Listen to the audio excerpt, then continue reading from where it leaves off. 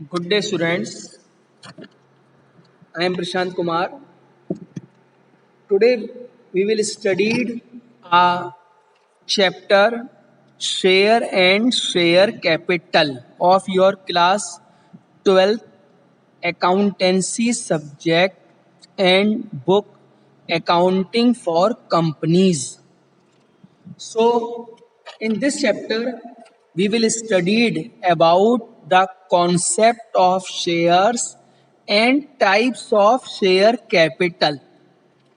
इस चैप्टर में हम पढ़ेंगे शेयर्स, शेयर क्या होता है और शेयर कैपिटल क्या होता है. तो share means normally we ask what do you mean by share. तो anybody can tell share means हिस्सा. हिस्सा मीन्स अगर हमने कोई बिजनेस स्टार्ट करा है, if we starting a business, तो suppose 4 persons starting a business invested rupees 1 lakh each and at last the profit distributed according them, it is called share. कि 4 लोग बिजनेस शुरू करते हैं और बिजनेस शुरू करने के बाद जो भी उनका प्रॉफिट है, जो जितने लोग होते हैं वो डिवाइड कर लेते हैं, इसे हम कहते हैं शेयर. शेयर का मतलब हिस्सा. Now what is share capital?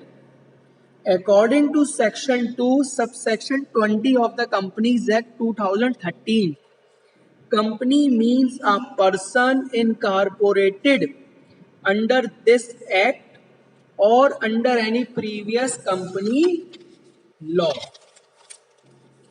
Now, according to this definition, we comes characteristics of a company. कि what are the characteristics? Characteristics means features of the company.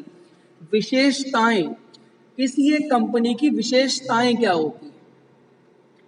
This chapter we have already studied in class 11 in subject business studies.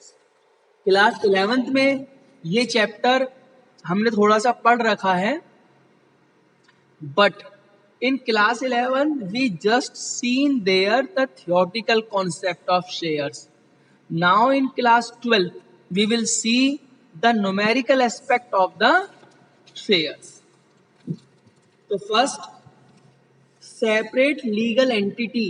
It means the company and its members having separate legal entity. Both company और company को चलाने वाले members both having different entity. दोनों का एक अपना separate independent corporate personality है. Next, perpetual succession. It means you know very well कि जिसकी एक पर्सन जो आया है उसकी डेथ भी होगी. तो इसी तरीके से परपेचुअल सक्सेशन मीन्स किसी भी मेंबर के चेंज होने पे, किसी भी मेंबर के कंपनी के ज्वाइन करने पे या किसी भी मेंबर के कंपनी को छोड़ने पे कंपनी के बिजनेस पे कोई भी इफेक्ट नहीं होता. Common seal. Company is a artificial person. We are natural person but company is a artificial person. तो the company have a common seal. It means the document which having the seal of the company. It means that document is issued by the company or any other person on behalf of the company. Another, limited liability. That is very important. Limited liability means the member of the company having limited liability. It means अगर एक कोई member 1000 rupees business में लगाता है company में, तो उसकी liability, उसकी जो जिम्मेदारी है वो बस 1000 तक है. Transferability of shares. It means in company the members have free to transfer their shares under except certain circumstances. Now another kinds of a company. Companies have different kinds. First, on the basis of liability. Liability you know very well. Liability means the responsibility, जिम्मेदारी. तो हम companies को two parts में divide कर देते हैं, on the basis of liability and on the basis of members. So on the basis of liability, first, company limited by guarantee. It means जो उसके मेंबर्स हैं उनकी लायबिलिटी वहां तक एक्सटेंड है जहां तक उन्होंने गारंटी दे रखी है. जहां तक हमने गारंटी ले रखी है किसी पर्सन की, वहां तक है companies limited by guarantee. Next, company limited by shares. It means in this type of companies the liability of members is limited to the extent of amount unpaid on the shares held by them. Suppose एक share 10 रुपए का है और अभी members ने, share holder ने सिर्फ 8 rupees दिए हैं, तो उनकी लायबिलिटी वो जो बाकी 2 रुपीज रह गए वहां तक है. Unlimited companies means if there is loss any company beyond the capital, so that amount which we bear by the members personally. यानी कि कंपनी में अगर लॉस हो जाता है उस लेवल से भी ज्यादा, जिस लेवल तक पैसा इन्वेस्ट कर रखा है, तो बाकी जो लॉस होगा that will be provided by the members. It means unlimited companies. Now on the basis of members, private company means that company which is limit the number of its members 200 and they profits any invitation to the public to subscribe for any securities of the company. ऐसी company के जो members हैं 1 से लेके 200 तक हो सकते हैं और ये लोग पब्लिक से पैसा नहीं ले सकते. पब्लिक कंपनी वो वाली कंपनी जो प्राइवेट कंपनी नहीं होती है. ओपीसी ये नया कॉन्सेप्ट है. ओपीसी मींस ऐसी कंपनी जिसकी minimum capital 1 lakh and this company can not be formed for charitable purpose. ये वो कंपनी होती है जो चैरिटेबल पर्पस के लिए स्टार्ट नहीं हो सकती. This is the new form of entity introduced by the Companies Act 2013. It means OPC. Another one, formation of a company. Formation means if a person want to start a business.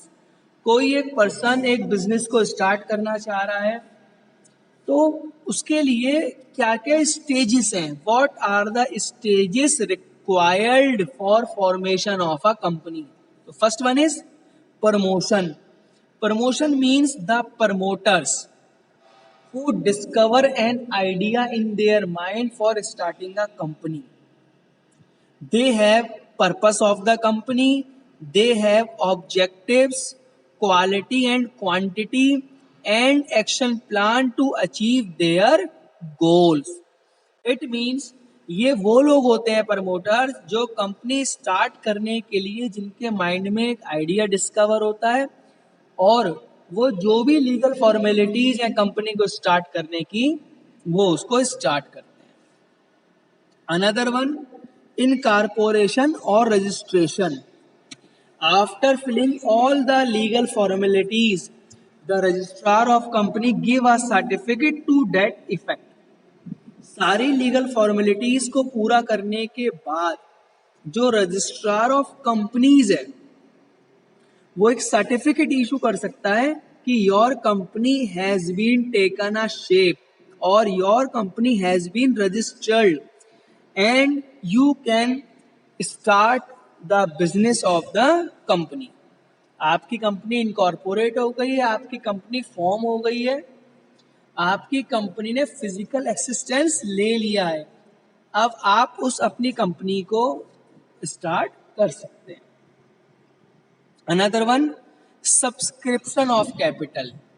You all know for starting a business we need capital. सबको मालूम है कि business शुरू करने के लिए या business activities को एक्सपेंड करने के लिए सबसे ज्यादा रिक्वायरमेंट होती है मनी, पैसे की, फाइनेंस की.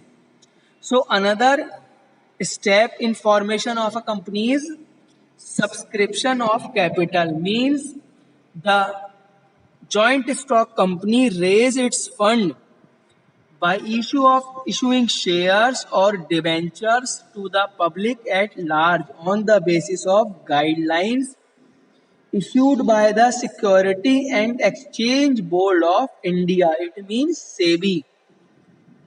कि कंपनीज अपने बिजनेस को स्टार्ट करने के लिए जितने फंड की रिक्वायरमेंट है, they can collect fund from the market on the instructions of securities exchange board of India. Another, commencement of business. It is the last stage formation of a company. First we have discussed promotion, second one incorporation, third one subscription, and the last one of commencement. It means after subscription of capital, private companies can start their business. Third step के बाद private companies अपने business को start कर सकती हैं, but public companies, those who have taken money from the public for starting a business, they must take a certificate from registrar. It is called commencement of business. Public companies जिन्होंने companies को चलाने के लिए पैसा market से ले रखा है, उनको एक सर्टिफिकेट और लेना पड़ता है रजिस्ट्रार ऑफ कंपनीज से, जिसका नाम है कमेंसमेंट ऑफ बिजनेस. इस सर्टिफिकेट के बाद पब्लिक कंपनी अपना बिजनेस स्टार्ट कर सकती है.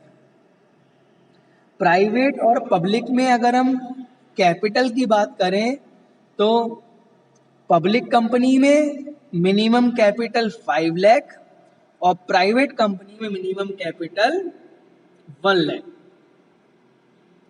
इसी के साथ in terms of we are already aware in class 11 memorandum of association.